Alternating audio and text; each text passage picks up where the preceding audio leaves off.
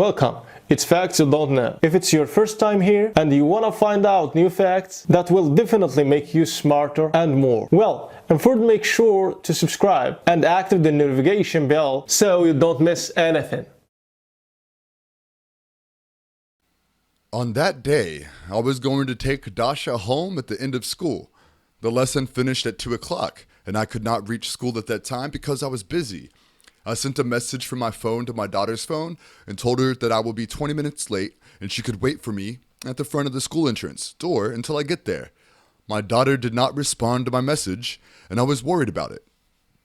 My bad thoughts began. Could Dasha fight with another child or been assaulted by another person? I quickly finished my job and went to school, but I didn't find my daughter there, and I began to realize that she was injured or something worse. Then I go to the school, and there I found her sitting in the hallway. She was upset, and she doesn't look bad. I quietly asked her what happened. Did you get a bad mark? My daughter did not answer me and kept silent. I didn't want to ask her more questions, so we went home. We stopped at a gas station and asked her to go out and buy some sweets, but she refused. Then we continued on our way home. I haven't heard a word from her since I met her in the school hallway until we got home. When we arrived, the girl went to her room, closed the door, and then her mother and I followed her and asked her to open the door. The girl kept silent and suddenly said, "Dad, why did you send that guy after me? He scared me a lot." I was surprised by Dasha's words and told her that I didn't send any men. It turned out that a tall, black-haired man in gray coat were chasing my daughter the whole day. And since my daughter believed that he was one of my friends, she did not make any reaction and remained calm, but she was terrified. The man was chasing her wherever she went since she entered the schoolyard. I had to take my 9-year-old daughter to a psychiatrist because I noticed that she was shocked after that day, that I noticed the man was following her and he tried to harm her.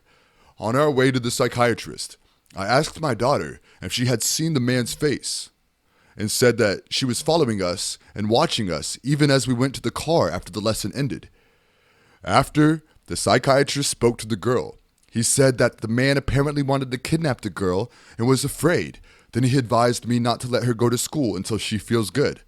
The next day, I went to school and asked for clarifications from the school guard, the principal. When I entered the principal's office, I told her what happened with my daughter. She was amazed at the story and told me that the girl might have imagined it, because according to her, there was no stranger in the school. I felt very angry and asked the principal to check the surveillance cameras at the school, but she told me that it was not working. Then I became more stressed and asked her, why would they put these cameras if they were not working? I had an idea. I asked my daughter about her friends who spend her time with them in school, and after an in-depth investigation, I found that a friend of her called Valeria had seen the dreaded man, and he was also following her. Then the girl's mother and I reported the police. The policemen told us that this was not their first complaint, but rather that there are many complaints that confirmed what happened to my daughter. My daughter stayed at home playing with her friends and does not go out. I do not know what will happen in the future, but my daughter's safety is first. Thanks for watching.